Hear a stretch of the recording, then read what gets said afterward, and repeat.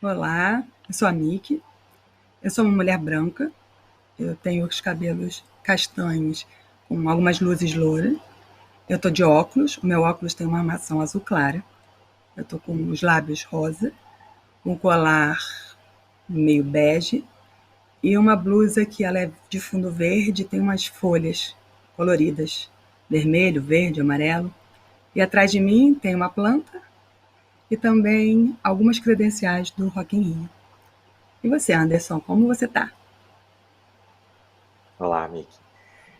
Eu sou o Anderson, sou um homem negro, de pele clara, tenho uma barba ralinha, um cabelo black power crespo, estou usando um fone de ouvido, vestindo uma camisa também com fundo amarelo e também com plantas, assim como a Mickey, mas são ilustrações de mulheres tomando sol.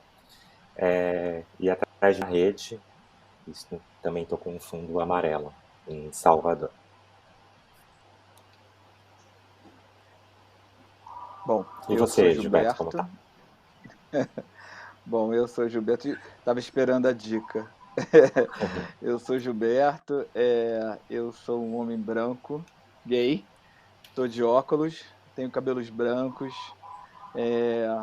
estou aqui num mundo de tons de cinza, na verdade, porque eu estou num lugar bem frio, então estou com 1 milhão de casacos e blusas de manga comprida, todos em tons de preto e cinza, e num quarto que tem a parede cinza e uma cortina cinza, ou seja, eu estou aqui em 50 tons de cinza praticamente.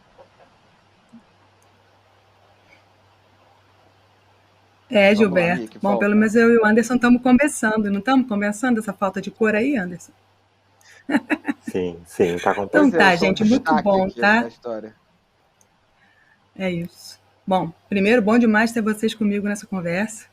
Eu acho que é um assunto muito importante e eu já vou partir aqui pro ataque, que é justamente falar um pouquinho por que primeiro a gente escolheu, né, essa série Years and Years para abordar esse tema da desinformação, das fake news.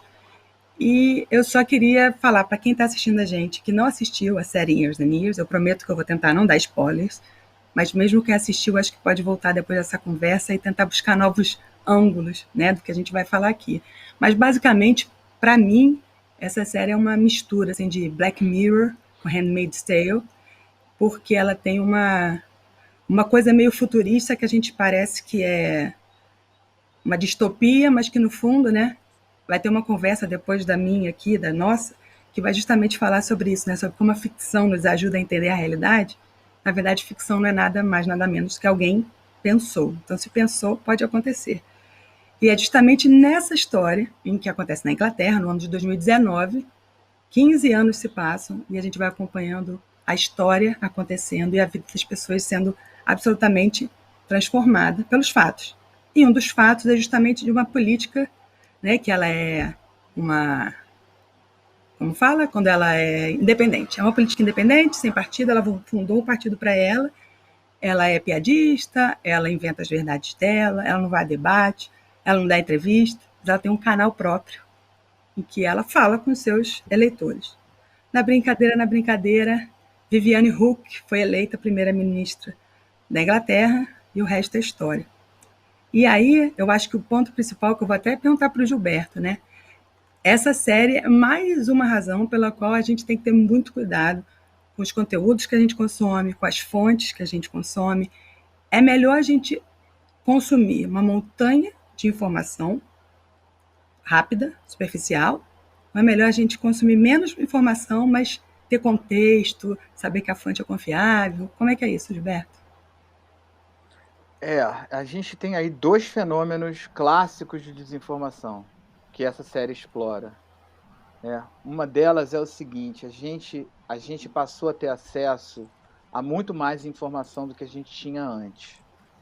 O que não significa que a gente passou a ter mais clareza sobre o conteúdo que a gente recebe do que a gente tinha antes. Ou seja, a capacidade que a gente tem de processar a informação continua a mesma. Só que a gente tem 1 milhão a mais de informações sendo recebidas hoje do que a gente tinha há 10, 20 anos atrás. Porque, por exemplo, o fenômeno da popularização da internet é do final do século passado. Parece longe, mas fazem 40 anos. Então, assim, a década de 80 e 90 foi popularização da digitalização do mundo, digamos assim, ainda que isso venha dos anos 60, 50, como experimentação da indústria de defesa dos Estados Unidos e das universidades. Mas aí a coisa ficou popular mesmo a partir dos anos 80 e 90. E a partir da primeira década do novo milênio, da primeira década dos anos 2000, foi quando surgiram as redes sociais, né? E as redes sociais como a gente conhece hoje, né? O Facebook é de 2004, sendo que o botão do like surgiu em 2007, se não me engano. E as Twitter, LinkedIn foram todos dessa primeira década do ano 2000. Então, assim, é um fenômeno recente. Então, ela traz duas coisas. Primeiro, essa ideia de que a informação passou a ser recebida pelas pessoas num volume nunca antes visto, mas a capacidade de processamento ela continua a mesma. E segundo, porque essa ideia de que a indústria da desinformação trabalha com um princípio, que é um princípio que a gente chama do princípio da pós-verdade, que vale uma coisa simples, mas errada, do que uma coisa complexa, mas correta.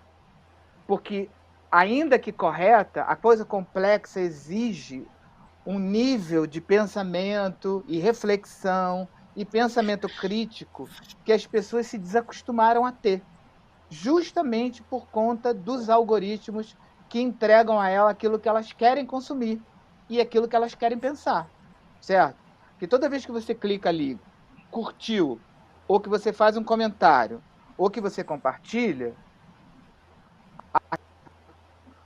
o algoritmo capta quem você é um pouco, encaixa você num perfil, encaixa você num perfil de consumo e encaixa você num grupo, e você numa bolha. E aí você passa a receber só aquilo que você quer receber, só aquilo que você quer consumir.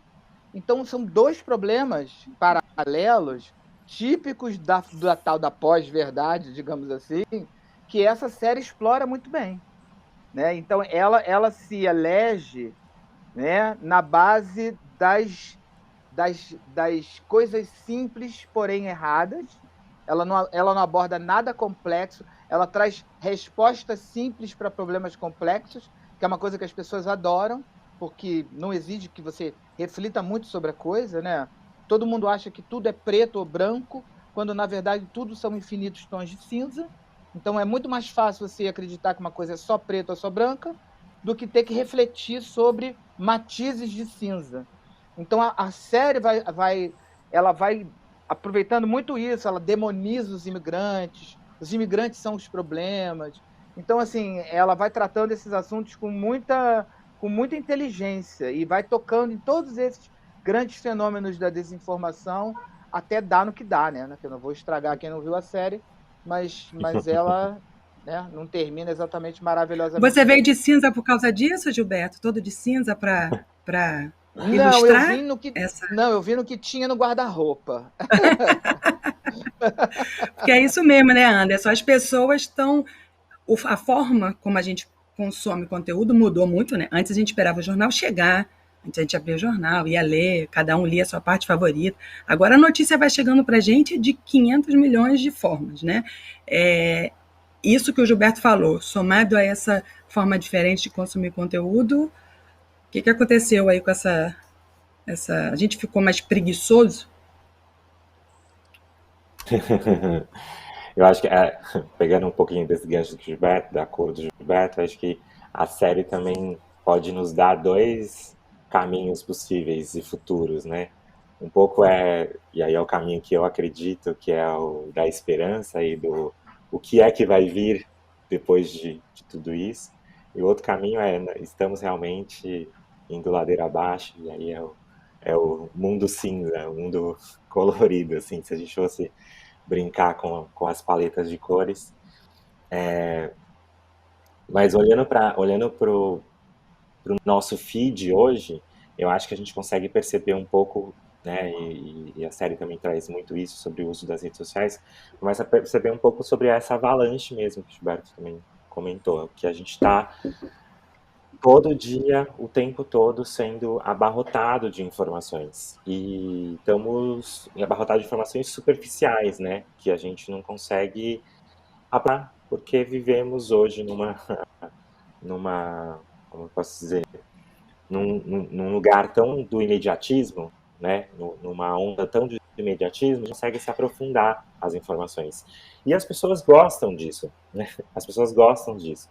Se a gente olhar para os reality shows no Brasil, o volume de informação, volume de audiência, volume de.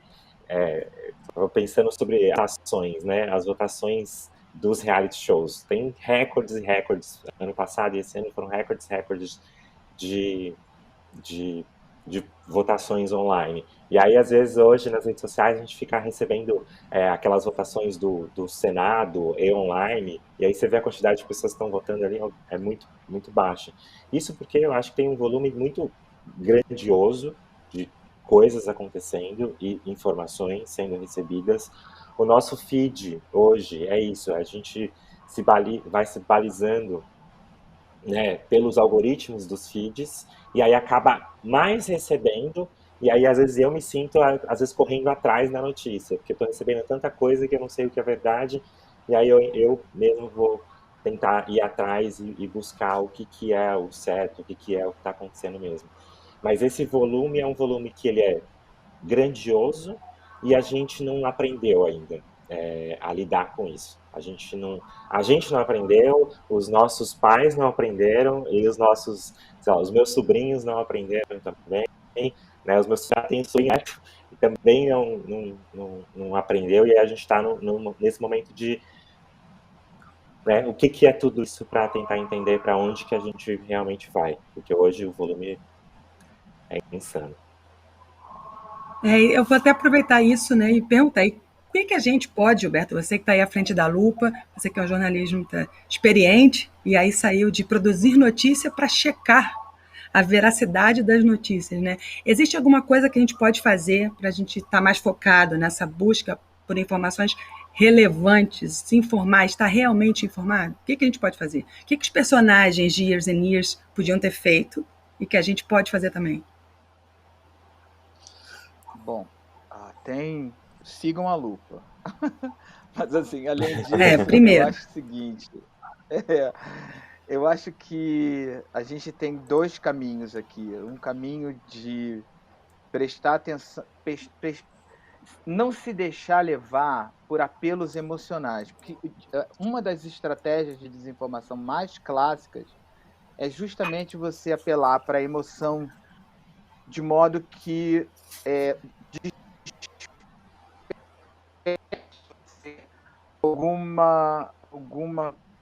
um sentimento de indignação, raiva ou de medo, porque esses gatilhos emocionais são os gatilhos que fazem as pessoas compartilharem as notícias sem raciocinarem antes, né? Desde os filósofos gregos lá, desde os pré-socráticos, sabe-se que as emoções atrapalham a razão. Então, assim, tanto é que a ideia do conhece-te a ti mesmo, socrática, era uma ideia do tipo, entenda até onde vai a sua razão e até onde as suas emoções atrapalham o seu conhecimento racional de mundo. Então, e é por isso que até hoje se trabalha com mensagens carregadas de emoção, do tipo, que absurdo, olha que indignação, era só o que faltava. Tem sempre relação para fazer você já a fazer uma projeção de que as pessoas consomem conteúdo racionalmente. E isso nem sempre é verdade. É óbvio que tem pessoas que consomem racionalmente, mas o consumo de conteúdo ele também é ligado a uma questão psicológica que tem a ver com a sua formação individual. Ou seja, as experiências que você teve na vida, as pessoas com as quais você interagiu a tua vida inteira, na tua família, no teu núcleo de amigos, no colégio, no teu grupo de trabalho, no teu grupo de igreja ou do que quer que seja, aquilo tem capacidade de moldar a tua percepção de mundo tanto quanto a tua educação formal, científica, racional, digamos assim. Então, é por isso que a gente, às vezes, vê umas pessoas que são, assim, graduadíssimas, falando as maiores bobagens do universo. Porque é essa história. Você tem uma percepção de mundo que é moldada por outros fatores que não a educação formal. Certo? Então, a desinformação ataca nessas percepções formais, nessas percepções informais de mundo, não baseadas em educação formal. Então, aquela coisa emotiva, indignada, a ameaça comunista, o globalismo marxista, o chip na vacina, sabe, os ETs entre nós, enfim, todo esse tipo de coisa que de uma maneira ou de outra parece uma ameaça, né? Os imigrantes vão roubar seu emprego, ainda que aquilo não seja uma ameaça. No Brasil, por exemplo, a imigração é zero ameaça. Mas, no entanto, esse discurso está aí, especialmente nos estados que fazem fronteira com a América Latina hispânica, que fala espanhol, né? Fala, especiais que estão de crise, tipo Venezuela, né? Ou Colômbia, por exemplo, que tem Farc, que tem guerrilha. Então, assim, esse discurso nesses estados é muito forte, mas não há nenhuma comprovação estatística que mostre que a imigração é um problema para empregos brasileiros. Então, assim, o que você tem que fazer? Primeiro, você tem que... É difícil de você conseguir convencer uma pessoa disso, mas você tem que dar um passo atrás quando você vê um conteúdo e fazer algumas perguntas básicas sobre ele. Uma das perguntas básicas é do tipo assim, primeiro, esse negócio foi publicado hoje? Que tem muita coisa que é publicada e é de 5 anos atrás. Ela só se relaciona, tem o mesmo tema a ver com a de hoje, mas ela não é atual, ela é de 5 anos atrás. Ela tem autor? Você conhece quem escreveu? Aí depois se ela não tem autor e ela é uma coisa anônima, convém você começar a ter um exercício de pensamento crítico, tipo assim, por que eu estou recebendo isso? O que a pessoa quer dizer para me mandar isso? Qual é a mensagem que está ali exatamente? Por que eu acho que aquilo ali quer dizer aquilo? Entendeu? É uma série de questionamentos que você tem que fazer em cima do conteúdo que você recebe e não simplesmente consumir o conteúdo com base naquilo que aquilo desperta em você.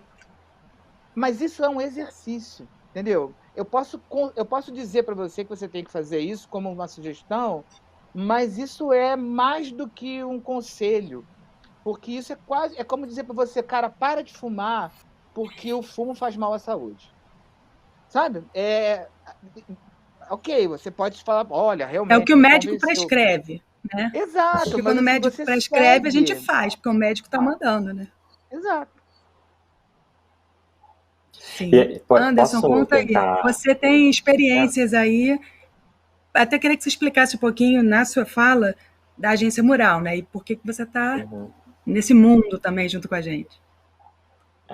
Não, eu pegando esse papo aberto, assim, eu acho que tem uma coisa também que a série traz e que eu acho que explica muito também o que é a mural, que a gente tem um papel muito importante sobre ir atrás também, entender e buscar senso crítico, né? Então, se parte do princípio que a gente está nesse mundo, a gente precisa viver nessa comunhão com o mundo. Mas eu, olhando hoje, eu acho que a pandemia fez com que a gente passe mais para a gente, né? Se entendesse mais. E aí a gente está plantando em casa, a gente está cozinhando, muita gente está se olhando, e teve todas aquelas outras pessoas que não puderam fazer isso, né? A gente também precisa olhar para todo mundo que também precisou continuar trabalhando, precisou continuar saindo de casa, não podendo fazer isolamento e tudo mais. E aí eu acho que a série tem um ponto muito marcante, que fala sobre a comunidade, né? E a gente vê o olhar da série de uma família, né? Então a gente acompanha toda a família. Mas a gente não entende, eu acho que o que falta aí quando você pergunta o que eles poderiam fazer diferente, é olhar também a gente fazer diferente, a gente olhar para as nossas comunidades. eu acho que tudo isso que o Gilberto trouxe, eu acho que são importantes para a gente entender e parar, mas mais do que a gente entender esse fluxo e essa gigante de fake news que cai no nosso WhatsApp todos os dias, é a gente ter a proximidade para conversar sobre isso, para discutir sobre isso, para ter a troca. Porque eu conheço várias e várias histórias, e a gente deve conhecer várias e várias pessoas que é aquela senhorinha que fica recebendo fake news e compartilhando fake news nos grupos. E ninguém, muito comum a gente julgá-la e a gente não entende qual é essa formação. O Gilberto explicou exatamente essa formação, e eu acho que essa formação não se quebra, tipo, mostrando para as pessoas, olha, existe fake news e fake news é isso, né? Isso é um processo que é longo, é duradouro. Então, mais do que tudo é a gente olhar para o lado. E aí a Agência Mural é um pouco disso, assim, o trabalho que a gente faz na Agência Mural, nós somos uma rede de, hoje, né, na agência acabaram de entrar os novos muralistas nesse dia, e a gente é uma rede de 70 correspondentes. São pessoas que moram nas periferias da cidade, da região metropolitana de São Paulo e também de Salvador, e que escrevem sobre as suas comunidades com o olhar de dentro, com o olhar da periferia.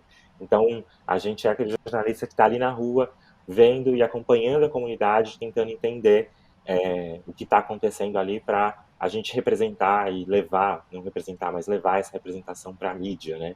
Para divulgar isso no nosso site, em parceiros de conteúdos que a gente tem e tudo mais. E a comunidade é isso, é essa troca, é essa conversa. Então, é mais do que dar a notícia, mas mostrar o contexto, mostrar quem está por trás, quais são os ideais e os princípios de quem está por trás da notícia, né? Então, é todo um processo. Vai só publicar uma notícia ou publicar uma informação. É ter essa conversa, é uma conversa constante. Eu fico meio assim, ouvindo você falar, pensando na minha experiência própria, né? Eu não tenho.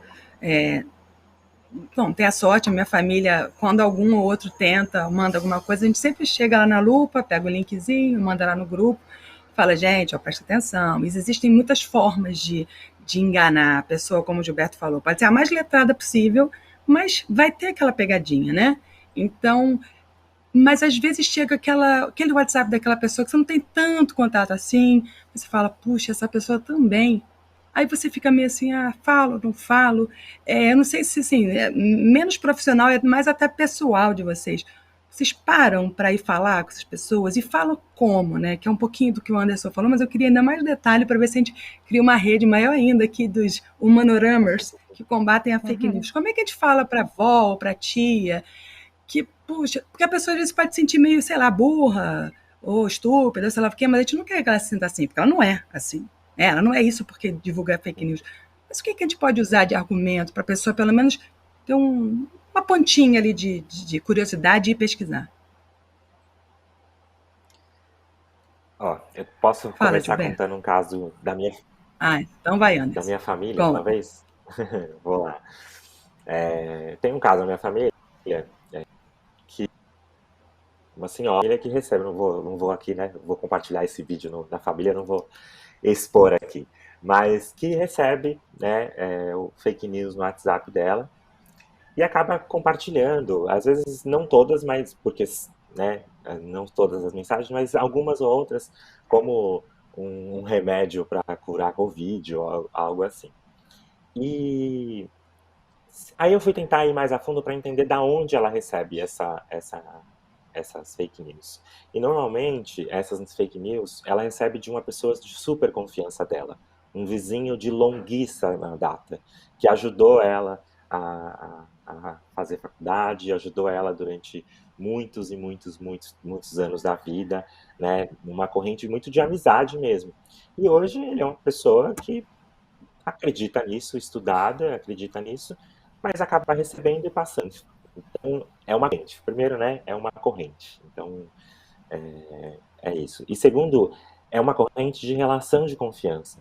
Então, se eu recebo uma notícia que até me parece duvidosa, porque hoje tem, né, um monte de notícia aparecendo, que até parece duvidosa, mas essa pessoa que me passou, eu confio nela, eu vou passar para frente, porque eu confio nela. foi seu tal que me passou, então eu confio nela, então acaba passando. Então, isso acontece. Então, não é só o indivíduo, né? Não são só as pessoas. Então, são todas essas relações. E aí, o que eu pessoalmente, vou, tento ir lá e combater no grupo, na família, chamar de canto e ter conversas constantes, assim. Ter conversas que são conversas constantes. Mesmo, porque cada dia, o Gilberto deve saber mais que isso, mais do que eu, porque cada dia a lupa está checando milhares e milhares e milhares de fake news, que nem dá para selecionar todas. Então, é muito difícil também a gente correr atrás, né? Mas o trabalho, então, precisa ser constante, diário, e todo dia a gente falar sobre isso, todo dia discutir, todo dia questionar e perguntar para o outro de onde veio isso, essa fonte é confiável, essa quem publicou. Aí, às vezes você pergunta só, você conhece quem publicou o site? Aí a pessoa, é verdade, né? Esse site não é confiável. Tipo, só ali a pessoa já começa um pedaço de senso crítico. Então, é importante sim combater todos os dias. Né, Gilberto? É isso mesmo, é totalmente por aí. Porque assim, se você ataca direto, a esburra, você não está construindo ponte. Você está afastando a pessoa. Então, assim, tem um livro muito bom chamado Comunicação Não Violenta, de um autor chamado Marshall Rosenberg. E esse cara, que já é falecido, ele criou toda uma teoria em cima de como você consegue chegar junto de pessoas e estabelecer diálogos com pessoas onde há grandes conflitos de ideias. Né? Na verdade, serve para tudo, desde a diplomacia até o momento que a gente está vivendo, que o caso da polarização política. E a ideia principal que ele formula, tem uma série de técnicas, o livro, eu não vou entrar nesse mérito aqui, não, senão vai ficar muito chato. Mas a ideia principal deles é que você demonstre interesse pela pessoa. Ou seja, por que você acha isso? É sempre a primeira pergunta a ser feita. Por que você acha esse negócio exatamente? Quando você faz esse primeiro tipo de pergunta, você demonstra um certo interesse em saber mais sobre a pessoa. E aí isso é uma forma de você demonstrar um interesse para o outro, e não, você já não começa na coisa de tipo, não acredito que você acredita nisso. Então, porque isso aí já é né? Você claro. já está botando ali uma... Você já afastou a pessoa de você, ela não vai querer te ouvir. Você está falando, vem cá, sua estúpida, não é possível que você vai perceber. Então, assim, não é por aí que a banda toca. Então, assim, demonstrar um legítimo interesse em saber sobre por que a pessoa pensa daquele jeito, por incrível que pareça, é muito construtivo. Então, a partir daí, ele vai citando uma série de perguntas que você pode fazer ao longo de um diálogo para tentar reforçar esse link. E a partir daí, trabalhar o convencimento. Né? Na verdade, é um formato de negociação. Né? Porque negócio é uma coisa meio de business, mas na verdade ele está na área de comunicação, não está na área de negócios, né? Porque também tem estratégias de resolução de conflito que passa muito para essa área de business, mas o dele é de comunicação. E é muito mais humanizado isso. Então, é um livro que eu recomendo se as pessoas quiserem consultar. Comunicação Não Violenta, Marshall Rosenberg. Boa. Mas a gente está falando bastante aqui de fake news, eu queria fazer uma puxadinha, porque, claro, na série eles usam muito a fake news, mas também eu estava vendo o Yuval, ele falando, acho que foi no Roda Viva que ele falou, né, que antes a censura era feita proibindo as informações chegarem às pessoas. Hoje em dia ela é feita ao contrário. É uma montanha de conteúdo, de informação chegando às pessoas, elas não conseguem decifrar e separar o joio do trigo e o que eu consumo.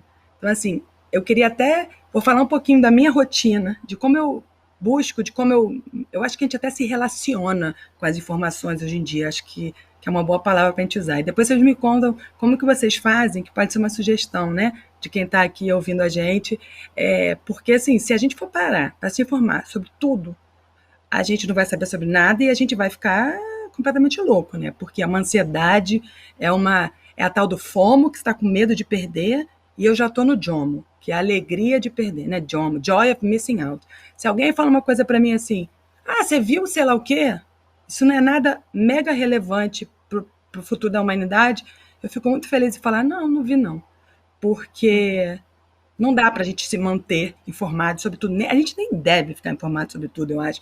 E aí eu tenho o meu Instagram, ele é basicamente usado para me informar, mas me informar como? Com fontes oficiais. Então, por exemplo, hoje em dia eu moro em Lisboa, né? Então, além de, pela minha saúde, eu me afastar um pouco, né, das notícias que vêm do Brasil, não virar uma completa, né, que está totalmente sem informação, mas todas as informações do mundo sobre o Brasil também não fazem bem para a gente. Então, eu tenho aqueles meios de comunicação que eu, né, Folha de São Paulo, Estadão, até o Globo, e vou lá e sigo. Então, assim, as manchetes mesmo vão aparecer no Instagram, por exemplo. Para mim, é um filtro que funciona. Além de, claro, né, ter os sites que eu já navego por eles. Mas como vocês fazem? Assim, vocês têm uma rotina diária que pode servir de dica para outras pessoas? Eu usei o meu. Eu sou da época do leitor de feed, né? O Anderson eu não sei, mas o Gilberto com certeza também era. Que a gente lia os blogs para saber que os blogs tinham sido atualizados, tinha lá o leitor de feed, apareciam os posts novos. Então, como isso não existe mais, ou se existe eu já não uso, mas o meu Instagram é meio que o meu feed. Então, assim, as notícias que chegaram ao Instagram é porque são as manchetes da manchete, aí eu vou me informar. Claro, eu não fico no Instagram só, mas eu vou procurar informação sobre ela. Vocês têm alguma dica, assim, de uma forma mais saudável de consumo de informação, para a gente estar bem informado, mas não estar neurótico? Olha, Anderson, vai você aí que você eu não está. tenho. Tá. Então vai Gilberto. Começou o Gilberto, vai você. Pode, Gilberto. Não, Vai, eu ia Gilberto. dizer que eu não tenho uma fórmula, não. Eu, assim, porque eu acho que depende muito da personalidade da pessoa, né?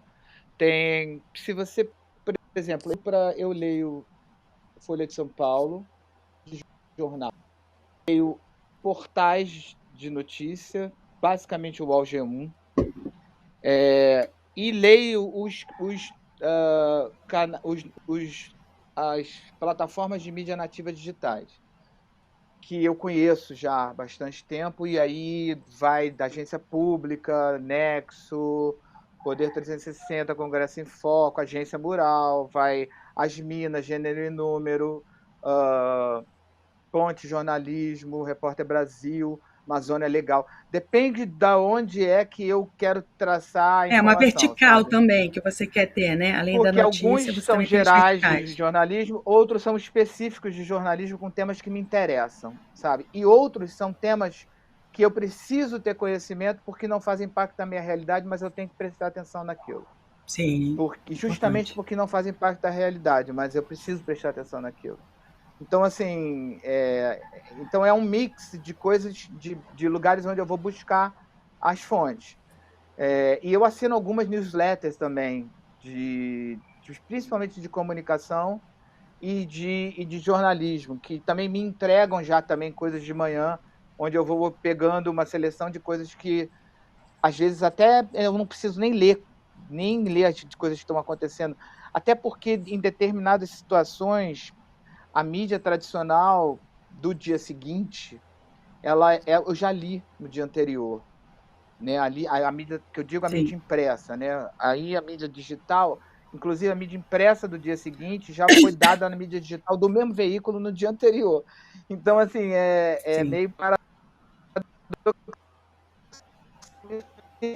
opção que então, assim, eu acho que não tem muito. O que eu acho que tem hoje é um leque de opções de jornalismo independente alternativo que você não tinha anteriormente.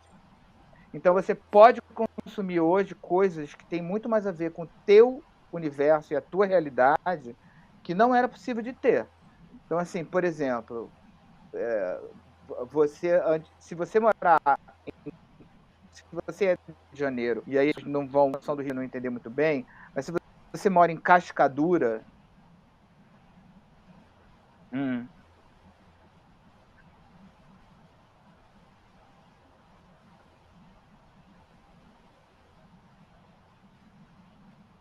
tá. Tá. Você estava falando dos veículos... Volte a DEC, ponto. Específico.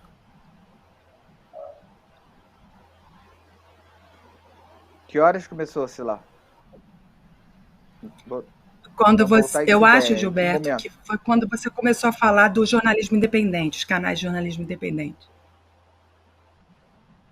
Tá. Tá. Tá. Tá. Bom, é bom a gente notar que hoje a gente tem opção de jornalismos, eu vou botar no plural, que são jornalismos que a gente não tinha no passado, ou seja, jornalismos que atendem realidades diferentes, temas diferentes, pessoas diferentes, ansiedades por conteúdos diferentes, então que não eram atendidos e às vezes até continuam não sendo atendidos pela chamada grande mídia, que tem que abordar um tema mais generalizado, digamos assim. Então é muito difícil que você encontre num jornal como o Globo, Carioca, por exemplo, que é muito focado em Zona Sul, tratar um problema da Zona Norte. Por exemplo, um morador de Cascadura e do Meia, que são 2 bairros da Zona Norte do Rio, dificilmente se enxergam no Globo, sabe? Que trata muito problemas do Leblon, de Ipanema, de Copacabana, que são os bairros maravilha do Rio. Então, assim, eu acho que, no entanto, se você procurar bem um portal como o Diário do Rio, você consegue achar questões relativas à Zona Norte do Rio. Então, assim, essa multiplicidade é bacana, é legal. Massa. Eu daria RT em tudo que o Gilberto falou, e adicionaria talvez um pouquinho, eu adicionaria um pouco, né, daria a ênfase para a gente olhar para outras narrativas. Eu tenho acompanhado e olhando bastante narrativas que são fora do eixo, né, que a gente precisa acompanhar, que a gente está acompanhando. Mas, por exemplo, no Nordeste surgiu uma newsletter chamada Cajueira, que faz uma seleção de vários veículos digitais do Nordeste e agora do Norte também. Então, você tem série de playlists para você entender outras visões e outras narrativas. A gente tem, o Gilberto falou de várias organizações, né, que agora a gente tem a AJOR, que junta grande parte dessas organizações. Então, nós, Mulheres das Periferias, também, na cidade de São Paulo, Periferia em Movimento, que faz um trabalho de jornalismo na Zona Sul também, com um olhar muito local. A própria, claro, não vou deixar de falar da Agência Mural, de seguir a Agência Mural, que a gente tenta fazer também, contar um pouco dessas outras narrativas, esses outros, porque é isso, a mídia tradicional em si, a gente vê que ainda continua tendo, né, seguindo alguns estereótipos, seguindo alguns olhares por conta da falta de diversidade em suas redações, né? Então, buscar essa diversidade de olhares em outras mídias, em outras narrativas, eu acho que é muito importante. E ouvir, claro, ouvir, ler e buscar os povos originários, os povos indígenas dessa terra. Tenho lido bastante Ayrton Krenak, do hoje, está falando do passado, não tem falando de hoje. E aí ouvir essas outras pessoas, desses outros olhares, também faz a gente se localizar nesse universo aqui. Quer dizer, é uma coisa para a gente fechar, infelizmente, a curadoria, né? O meu trabalho de curadoria de conteúdo, e tem o curador do museu, né? E curar vem do português aqui de Portugal, pensar, curar é pensar. Aqui em Portugal, quando alguém se machuca, a gente coloca um penso no machucado, né? Não é um band-aid, é um penso. Então, eu acho que o principal é a curadoria do que a gente vai consumir, quer dizer, vamos pensar mais no tipo de coisa que a gente consome. E não é só se é verdadeiro ou se é falso, é o que essa informação está causando para a gente. Não estou dizendo que é para ninguém ser alienado, mas eu estou dizendo que às vezes a gente mergulha tão a fundo em certas questões que você já está informado sobre elas, mas elas também vão... A sua saúde mental tem que estar, eu acho que, na lista de como você vai consumir a sua informação. Então, tem a curadoria né, de você ir para o específico, que eu realmente acho que é sensacional vocês terem falado sobre isso, porque aí eu já sigo algumas coisas e já leio mais sobre questões feministas, eu já leio mais sobre questões, como eu tenho filhos adolescentes, né, então eu já começo a pegar mais sobre questão de filha, né, tem filha menina, movimento corpo livre, como que a gente, né, pode direcionar esses jovens, então, questão de futuro, educação. Então, assim, a gente vai curando o conteúdo que faz sentido para a gente. Já não tem mais aquele negócio de ler os 3, 4 jornais principais e pronto. Então, para eu finalizar aqui, se eu puder dar uma dica, é realmente isso. Vamos pensar no conteúdo que a gente consome e, mais do que nunca, pensar no conteúdo que a gente compartilha. E se tiver dúvida, vai na Agência Mural, vai na Agência Lupa, porque não tem mais desculpa para ninguém compartilhar fake news, sabendo essas duas fontes maravilhosas, né, gente? É isso aí. Gente, obrigado pelo convite. Foi um prazer estar aqui conversando com vocês, tá? Legal, obrigado também pelo convite, pelo papo.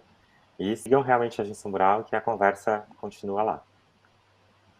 É isso aí, não vamos deixar essa conversa parar de jeito nenhum. Obrigado, tá, gente? Fiquei muito feliz com essa conversa. Beijos. Valeu.